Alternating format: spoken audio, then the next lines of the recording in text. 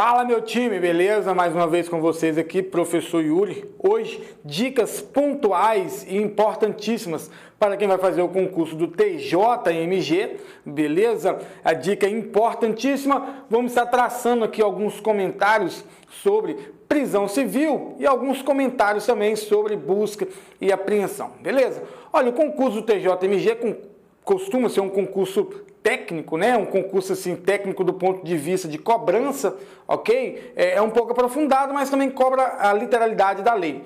E aqui nós vamos trazer alguns conceitos e algumas informações que vão ajudar a você a raciocinar no momento da prova, beleza? Todos esses comentários, beleza, que vamos estar aqui especificando alguns artigos, por mais que nós não venhamos aqui a mencionar o artigo, em algum momento que você estiver feito a leitura da lei seca, você vai se recordar aqui desses comentários, beleza? Todos os nossos comentários são pautados aqui em literatura de lei seca, mas não dá para trazer aqui para vocês certinho, ponto e vírgula e a literalidade certinho de artigos, porque isso vocês fazem em casa, não é verdade? Aqui vai ser a metodologia da aula, vai ser ensinar vocês a seguir um campo de raciocínio, beleza? Um caminho de raciocínio para que você venha gabaritar a prova com mais tranquilidade, beleza? Sentar na prova, sentar ali na cadeira ali para fazer essa prova de maneira mais tranquila, né? Com aqueles comentários frescos na mente que vão te levar aí a resolver a prova e gabaritar essas matérias, beleza? E as questões que vier falando sobre prisão civil. Olha, é comum, beleza? No Código, né, de Processo Civil, ser cobrado de forma mais aprofundada, em maior números, aí na prova de TJ, né, até mesmo porque a matéria processual, no que diz respeito a concurso de TJ, é mais importante, né, porque as normas de direito material, elas são aplicadas, são destinadas, na maioria das vezes, ao cidadão, né, são normas de conduta, ao passo que as normas processuais, descritas nos códigos processuais, né, penal e civil, são em âmbito processual, beleza? Então o servidor deve saber aí na ponta da língua a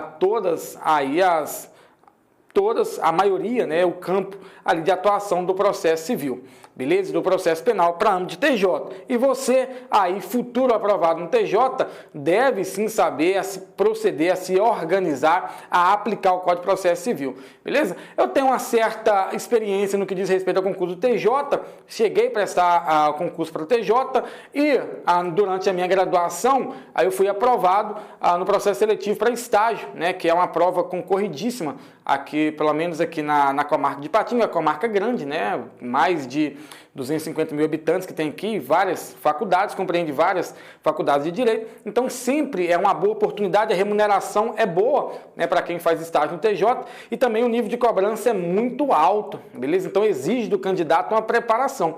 Então aí quem passa no processo seletivo durante a graduação para estágio no TJ também tem um certo grau de profundidade, né? Eu me recordo que na minha época foi cobrado em duas fases, o certame foi cobrado em duas fases, prova objetiva, né, que veio bastante direito processual, e veio também cobrando uma segunda fase, que seria a prova discursiva, ali um esqueleto de sentença, né? Era para nós elaborarmos uma sentença ali nos ditames ali daquele esqueleto mesmo da sentença, né? Fundamentando se resolveria aquele conflito com resolução do mérito ou sem resolução do mérito, né? Resolvendo o mérito, você vai julgar a causa principal. Não resolvendo o mérito, que é o objeto do processo, o processo vai ser extinto. E isso gera vários efeitos no decorrer do processo, né? Só para vocês terem exemplo, quando fala assim, olha, e o processo foi resolvido com resolução do mérito, ou seja, o juiz julgou o pedido principal. Aquela causa que foi julgada, ela não pode ser novamente alvo de nova avaliação, né? Foi dado após o trânsito ser julgado. Beleza? Aqui quando se falar em direito processual, galera, se falar em decisão, sempre grave esse termo, beleza? Transitado em julgado. Se transitou em julgado, ela não cabe mais recurso, então ela tem ali uma certa rigidez no seu cumprimento, beleza? Vai ser difícil algo modificar, posso dizer quase impossível, salvo se tiver algum caso esdrúxulo de nulidade ou algo que interfira, mas fora isso, vai ter que ser proposta uma nova ação, beleza? Então, quando fala resolveu, o mérito é porque aquela causa houve uma sentença transitada de julgado e aquele mesmo pedido, com aquela mesma causa de pedir, não vai poder ser reavaliado. Por quê? Porque fez coisa julgada, né? Já houve uma sentença, beleza? Entrei com um processo e o juiz julgou o mérito e indeferiu os meus pedidos, beleza? Olha, doutor, não compreendo o que é seu direito. Deu sentença, transitou em julgado. Se depois eu vier novamente a propor aquela ação, o juiz vai falar assim, olha, doutor, isso já fez coisa julgada, eu não posso julgar. A mesma causa de pedir, com os mesmos fatos, não posso. Então, assim, isso gera bastante reflexo, né, no que diz respeito ao direito processual, na aplicabilidade prática aí do concurso do TJ, beleza? Olha, hoje vamos falar da prisão civil e traçar alguns comentários sobre busca e apreensão. Rapidamente, dicas pontuais para você gabaritar no seu concurso, beleza? Vamos lá, quando se fala de prisão, olha, quando se fala de prisão, só para fazer aqui uma breve introdução, para vocês verem aonde que o nosso estudo ele está concentrado, eu acho importantíssimo isso, né? Porque a nossa mente, eu tenho comigo que ela funciona através de gavetinhas, são várias gavetas, né? Então, quando falar prisão civil, esses mnemônicos, esses conceitos, vocês vão conseguir buscar a memória. Quando você fala em prisão, nós temos 3 modalidades de prisão, beleza? Prisão penal, ok? Nós temos a prisão administrativa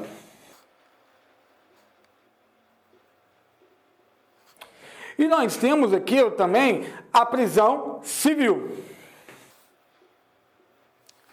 Qual que vai ser o objeto do nosso estudo hoje? Aqui, o nosso estudo vai concentrar aqui. Professor, mas e a prisão penal, a prisão administrativa? Vai ficar para outro momento, beleza? Vai ficar para outro momento.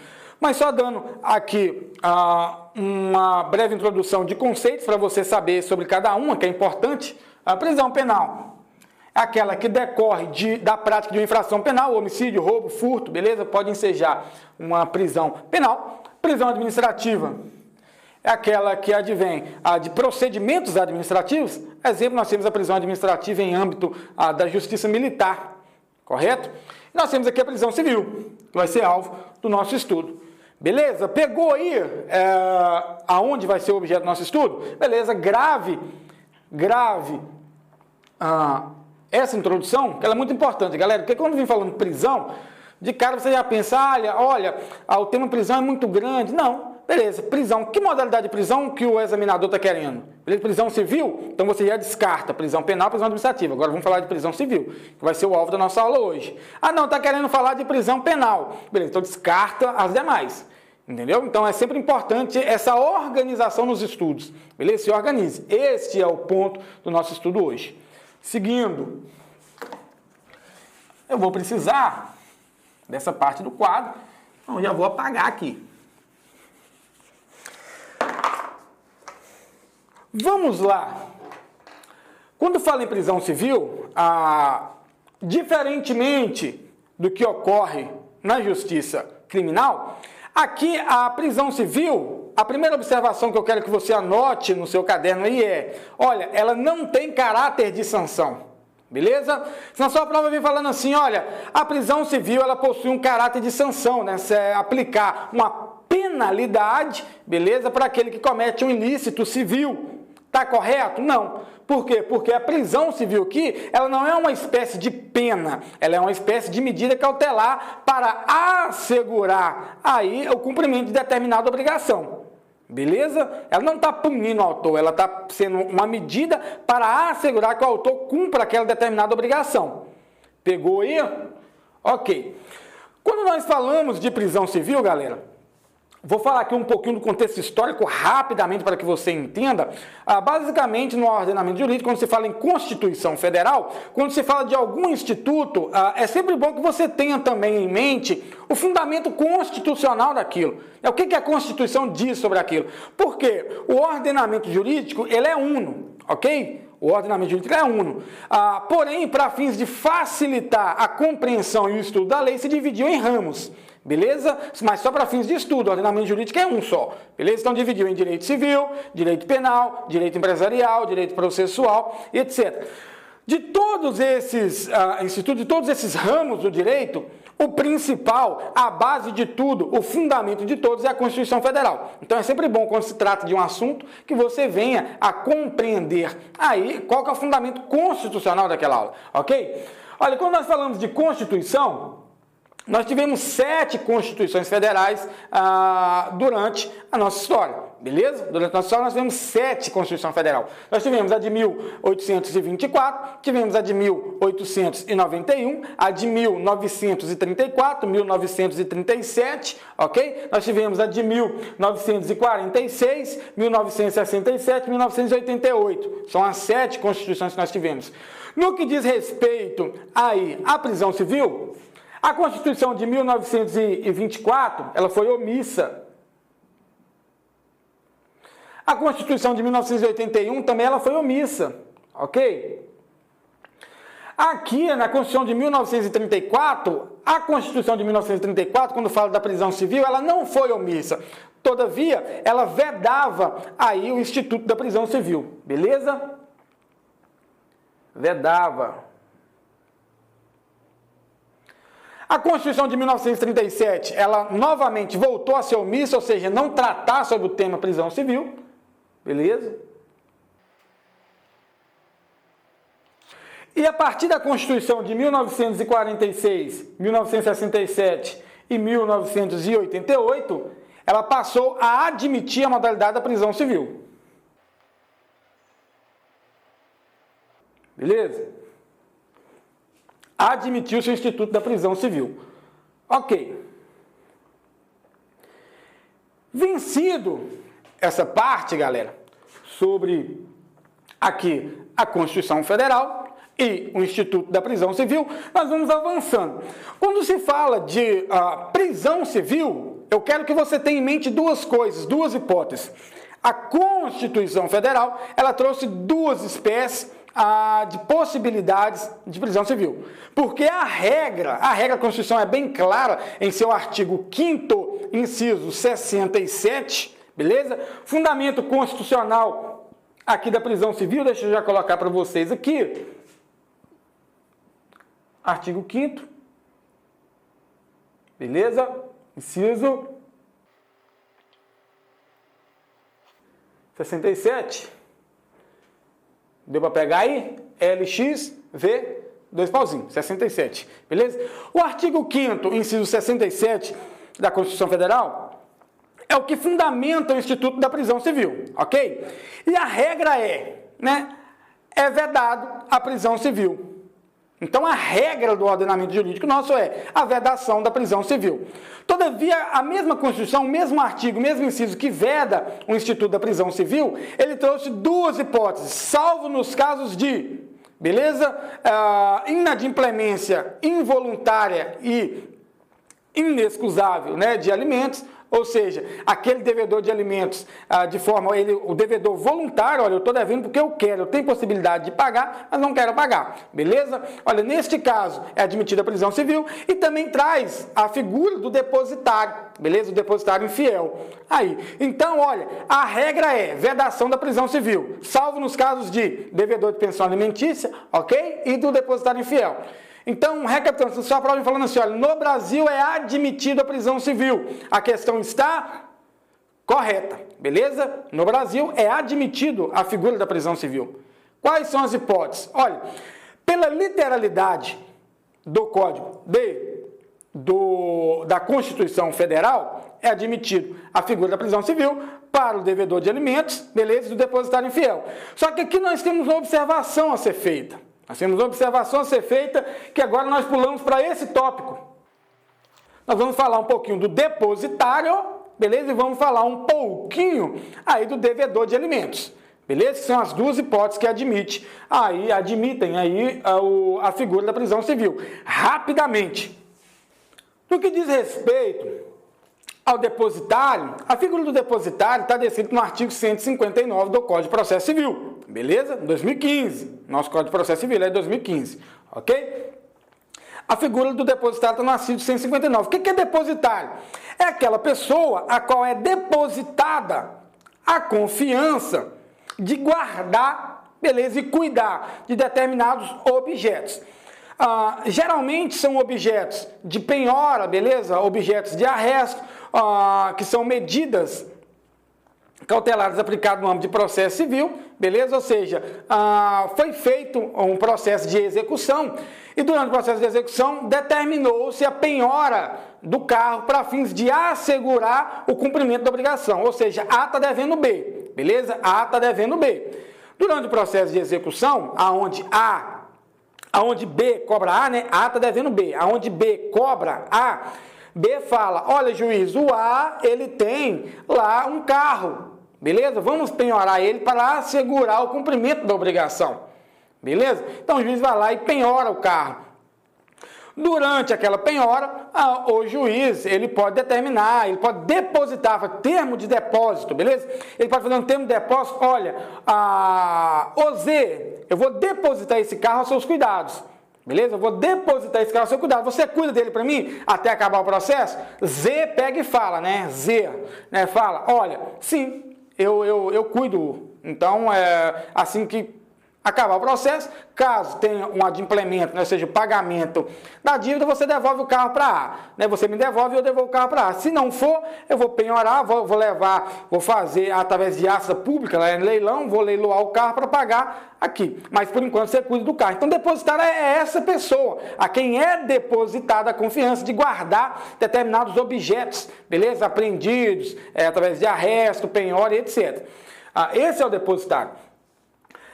Era-se admitido a figura da prisão depositária, ou seja, depositário infiel, é aquele que não é fiel, ou seja, olha, Z, beleza, Z de zebra, estava cuidando do carro, porém, Z vai lá e vende o carro, ou por questões de dolo ou culpa, né, através de dolo ou culpa, ele vai lá e deteriora aquele bem, beleza? Ele estraga aquele bem. Ele é um depositário infiel, ou seja, ele não foi fiel com a sua obrigação de guardar e cuidar aquele objeto. Neste caso, caberia prisão civil dessa pessoa. Todavia, galera, nós temos aqui o que nós chamamos de Convenção Americana de Direitos Humanos, também conhecido como Pacto de São José da Costa Rica, beleza? Que foi aderido pelo Brasil em 1992. E esse Pacto de São José da Costa Rica, em seu artigo 7º, item 7, lá 7.7 da Convenção Americana de Direitos Humanos, ele veda a figura da prisão do depositário infiel, só permitindo a prisão civil no que diz respeito ao devedor de alimentos. Ou seja, a Constituição até então, que é de 1988, beleza? Trouxe a possibilidade de que o depositário infiel e o devedor de alimentos fosse preso civilmente. Porém, em 1992, a adesão pelo Brasil do Pacto de São José da Costa Rica, né, Convenção Americana de Direitos Humanos, vedou. Só que é o seguinte, agora a prisão do depositário infiel não é mais possível aqui no Brasil, beleza? Não é mais possível aqui no Brasil. Pegue como regra o seguinte, é admitida a prisão civil no Brasil? Sim, somente do devedor de alimentos, beleza? Devedor voluntário de alimentos. Beleza? E do depositário infiel, olha, embora seja previsto na Constituição, e agora eu vou explicar para vocês, embora seja previsto na Constituição essa possibilidade, beleza?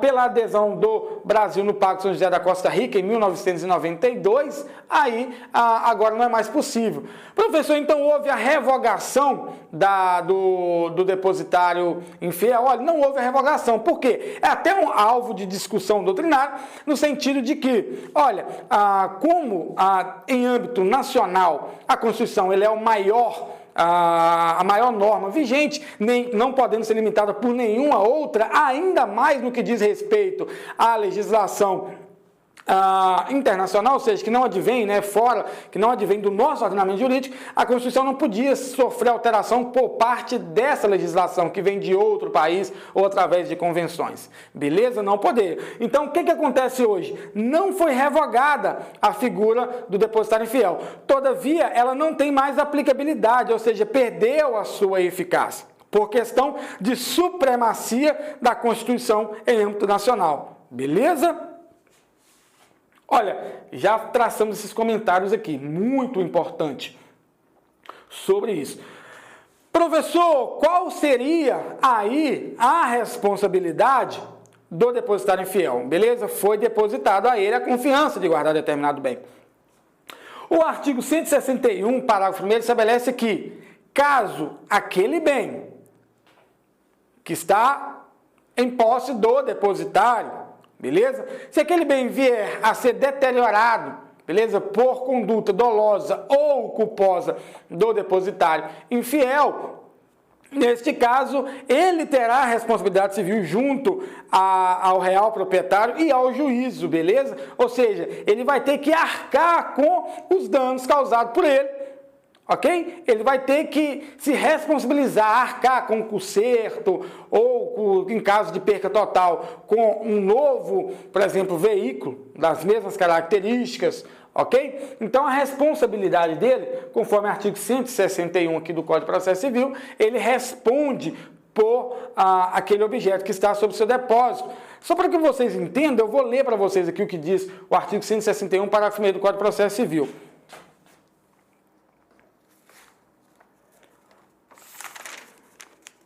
Artigo 161. O depositário ou administrador responde pelos prejuízos que, por dolo ou culpa, causar à parte, perdendo a remuneração que lhe foi arbitrada, mas tem o direito a haver o que legitimamente despendeu no exercício do encargo. Olha o que diz o parágrafo único do artigo 161. O depositário infiel responde civilmente pelos prejuízos causados, sem prejuízo de sua responsabilidade penal e da imposição de sanção por ato atentatório à dignidade da justiça. Ou seja, falou assim, olha, depositário infiel, eu estou te depositando essa confiança. Porém, se você for infiel, qual vai ser a sua responsabilidade? Você vai responder pelos danos, né? E não te isentando, ou seja, além de você responder pelos danos civis, e você, por exemplo, na hipótese de vender um veículo que não é seu, você pode responder aí pelo crime, talvez, aí de estelionato, etc. Ou seja, a responsabilidade penal dele também não vai ser anulada pela responsabilidade civil. Ou seja, depositário, você que tem um bem sobre o seu depósito, se vier a ser infiel, você vai responder civilmente por ele, beleza? E você vai responder civilmente e ainda penalmente pelas suas condutas. Olha para você ver a inteligência aqui no que diz respeito ao Código de Processo Civil, no que diz respeito ao depositário infiel. Então, passando aqui para a figura antes de passarmos aqui para a figura da modalidade admitida aqui da prisão civil, né, a única do nosso ordenamento, já que o Pacto de São José da Costa Rica vedou a prisão civil do depositário infiel, antes de nós passarmos, eu vou recapitular aqui para que vocês entendam, para nós avançarmos na aula. Galera, é muito importante, meu time, que vocês tenham em mente isso que eu estou falando, esse caminho que eu estou traçando. Quando dá hora de resolver a prova, tem um caminho a ser seguido, tem lá, prisão civil. Você vai recapitular junto comigo, você vai lembrar desta aula, né, ministrada aqui hoje, e falar assim, olha, o Yuri me mostrou o caminho, o professor Yuri me mostrou o caminho, a Monster Concurso me mostrou o caminho. Então, o caminho que eu tenho que seguir é esse. Qual que é o conceito? Ela não é ali uma modalidade de pena, ela é uma modalidade de medida cautelar, beleza? Ela passou a ser admitida no ordenamento jurídico, né, no que diz respeito à Constituição, a partir da Constituição de 1946. Você vai falar, olha, o fundamento constitucional da prisão civil está lá no artigo 5º, inciso 67 da Constituição Federal. Você vai lembrar também que a Constituição traz duas hipóteses, que a regra da Constituição é a vedação da prisão civil, salvo duas hipóteses, depositário infiel e do devedor de alimentos. Beleza? Do depositário infiel, embora ela ainda esteja na Constituição, essa parte não tem mais eficácia, beleza? Ela não foi revogada, ela só não tem mais eficácia, vista a adesão em 1992 pelo Brasil do Pacto de São José da Costa Rica, né? A Convenção Americana de Direitos Humanos. Olha para você ver aí o caminho que nós traçamos. Para fecharmos esse caminho, nós temos aqui a figura da responsabilidade do depositário infiel. Beleza? Depositário infiel, ele responde civil e penalmente pelos danos que vier a causar ao objeto por dolo ou culpa. Beleza? Olha, desde que não tenha dolo, não tenha culpa por parte dele, ele não responderá. Isso está lá no que diz respeito ao negócio jurídico, né? Ou direito das obrigações em direito civil, na qual estabelece que tem que ter o dolo ou culpa. A exemplo, se o carro for depositado ao depositário ali e ele vem durante, em se tratando de situação de caso fortuito ou força maior, por exemplo, força da natureza, o carro venha aí a se deteriorar, se ter a perca total daquele veículo. Houve dolo, houve culpa? Não, né? Foi um evento da natureza. Nesse caso, o depositário não responderá e não será considerado infiel. Beleza? Galera, vamos passando aqui para a figura, aqui da prisão civil, beleza? Do devedor de alimentos. E aqui eu posso dizer que eu já tenho uma certa experiência na prática, né? Que eu sou advogado, ok? E trabalho muito com a execução de alimentos, beleza? E geralmente quando eu entro diretamente pelo rito da prisão civil, aí daquele pai ou mãe que não estejam prestando seus alimentos imposto aí em sentença judicial, beleza? Olha, o fundamento constitucional dessa prisão continua sendo o artigo 5º, inciso 67, aí da Constituição Federal. Em âmbito da legislação infraconstitucional, Código de Processo Civil, beleza? Seu fundamento está no artigo 528 do CPC. Ok? 528 do CPC e seus parágrafos. Sobre a prisão civil do devedor de alimentos, o primeiro ponto que eu quero que vocês tenham em mente é que aquele que está inadimplente, ou seja, não efetuou o pagamento voluntariamente, ok? Ele não pagou ali os alimentos voluntariamente, beleza? E não teria motivo para aquilo. Geralmente, galera, na prática, quem não tem possibilidade de pagar alimentos não é quem não trabalha, beleza? Está desempregado. O simples fato de estar desempregado não seria motivo aí para o não pagamento da pensão. Geralmente, recai aquela pessoa que está em situação de enfermidade, ok? Realmente está ali impossibilitado de trabalhar. Tirando isso, ele tem plenas condições de arcar com os alimentos. Quando se fala em alimentos, em pensão, vulgarmente chamada de pensão, beleza? Para que eu venha cobrar essa pensão, eu posso entrar pelo rito da expropriação, beleza? Ou pelo rito da prisão, que é o nosso alvo. Olha, a parte me procura e fala, doutor, o pai ou a mãe dos meus filhos, né? Nós entramos num processo de divórcio, beleza? E foi determinado que ela ou ele deveria pagar alimentos, 30% sobre seus rendimentos líquidos, beleza?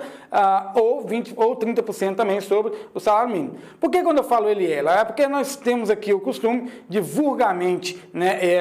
Até um mito, né? Que só pai deve alimentos. Não. A exemplo de se um filho morar com a mãe também tem o dever de prestar alimentos, porque o alimento não está sendo prestado para o pai ou para a mãe, está sendo prestado para a criança. E quem tem a guarda da criança tem um dever ali de participar em seu desenvolvimento, tanto econômico, quanto em relação educacional e etc. Beleza? Então, pai e mãe podem ser devedores de alimento, ok? Só que, assim, via de regra, né, pelo menos na maioria dos casos que eu fiquei, o filho estava sob os cuidados da mãe, que sempre detém aí uma presunção de dependência maior da criança, beleza? Então, quase sempre a criança fica sobre a guarda compartilhada, mas a residência referência é a da mãe, beleza? Ela reside com a mãe e tem os finais de semana ou o tempo que foi estabelecido com o pai. Beleza, me procura e fala, olha, não está pagando alimentos. Eu falo, há quanto tempo? Beleza? Já faz 2, 3, 4, 5 meses que eles não me pagam. que ele não paga alimentos à criança, né? Então, nesse caso, eu vou avaliar, eu vou entrar por qual rito? Rito da expropriação. O que é expropriação? Expropriação seria entrar pelo rito da penhora, buscar bens para adimplir aquela dívida de alimentos junto à criança. Por exemplo, tem um carro, moto, casa, olha, vamos expropriar, vamos pedir a penhora daquele bem para que venha a ser feito o leilão, e depois de ser feito o leilão, beleza? Vai se levantar um dinheiro, nós vamos pagar. Ou pelo rito da prisão, beleza? Entrando pelo rito da prisão, não posso entrar pelo rito da expropriação no que diz respeito à cobrança dos alimentos. Para que você entenda, até quantos meses eu posso cobrar pelo rito da prisão civil, beleza? Olha, o artigo 528 vem estabelecendo que pode ser cobrado somente até os 3 meses, beleza? Você só pode cobrar 3 meses pelo rito da prisão. Professor, mas já faz um ano que eles não adimpliram a pensão, ele está devendo um ano, vou cobrar só 3 meses, beleza? Pelo rito da prisão, sim, beleza? Só que os demais você entra pelo rito da expropriação, beleza? Ver se tem algum bem e etc. Pelo rito da prisão pode cobrar só até 3 meses. E é dúvida de muitos, que agora não vai ser mais a sua, eu tenho que esperar realmente vencer esses 3 meses para que eu venha entrar com o processo? Não, beleza? Você pode cobrar até 3 meses, mas para que você entre pelo rito da prisão, venceu um mês e não adimpliu, passou um dia, ou seja, tem um mês vencido, deu prazo de pagar, não pagou, beleza? No dia seguinte, já faz praticamente um mês que não pagou. Você já pode entrar cobrando pelo rito da prisão, beleza? Agora, se ele deve 4 meses de pensão, você pode cobrar esses últimos 3 pelo rito da prisão, ou seja, se você não pagar esses 3 meses, você vai ser preso. E o outro, rito da expropriação, beleza? Qual que é a pena? Beleza? A pena é de 1 a 3 meses no regime fechado, beleza? No regime fechado. Isso é o que diz respeito à ação de alimentos. Cara, já fiz demais, beleza? Já fiz muitas ações pelo rito da prisão civil, e geralmente porque quando o cara é trabalhador, quando o cara assim, nunca foi preso, realmente, ou a pessoa nunca foi presa, ele tem medo de prisão, né? Então é uma forma coercitiva dele pagar. E realmente, galera, vai preso, tá bom? Tem um rito a ser seguido, beleza? Tem vários atos a ser praticados antes da prisão, ou seja, a parte é intimada para efetuar o pagamento, especificar, dividir o valor, se houver acordo, etc. Beleza? Antes dele ser preso, mas gera prisão. Então, essa é a única modalidade hoje, beleza? Essa é a única modalidade hoje de prisão civil admitida pela Constituição Federal, beleza? Embora a Constituição estabeleça depositário infiel e devedor de alimentos, pela adesão aqui do Pacto São José da Costa Rica, em 1992, pelo Brasil, aqui não foi revogada a figura do depositário infiel, mas perdeu a aplicabilidade, perdeu a eficácia. Beleza? Olha, galera, vencemos aqui traçar aqui alguns comentários sobre busca e apreensão. A busca e apreensão ela pode ser de pessoa ou coisa, beleza? Em âmbito de processo civil, você, oficial de justiça, beleza? Candidato a oficial de justiça do TJMG, Tribunal de Justiça de Minas Gerais, tenham em mente que a busca e apreensão pode ser de coisa ou pessoa. Então, se vier falando assim, olha, a busca e apreensão em âmbito do processo civil é apenas de coisa, beleza? Não compreendendo aí a busca e apreensão de pessoas, isso está errado. Por quê? Em se tratando daquela testemunha que foi devidamente intimada a ser testemunha, não comparecer, o juiz pode determinar aí a sua condição coercitiva, mandado de busca e apreensão daquela pessoa também, beleza? Se apresentar no juiz. De coisa, já vi acontecer, exemplo de um advogado que ele fica com o processo por muito tempo, beleza? É intimado várias vezes para efetuar a devolução do processo, não devolve. Então, o juiz pede mandado de busca e apreensão para que o oficial de justiça vá até ao escritório ou casa do advogado e faça a busca e apreende, caso localize o processo. Ok? Então, a busca e apreensão ela pode ser feita aí, só pode recair sobre pessoa e sobre coisa. Um dos poucos detalhes que o Código de Processo Civil fala sobre a busca e apreensão é em se tratando que, no caso de busca e apreensão, a exemplo de um veículo penhorado, beleza?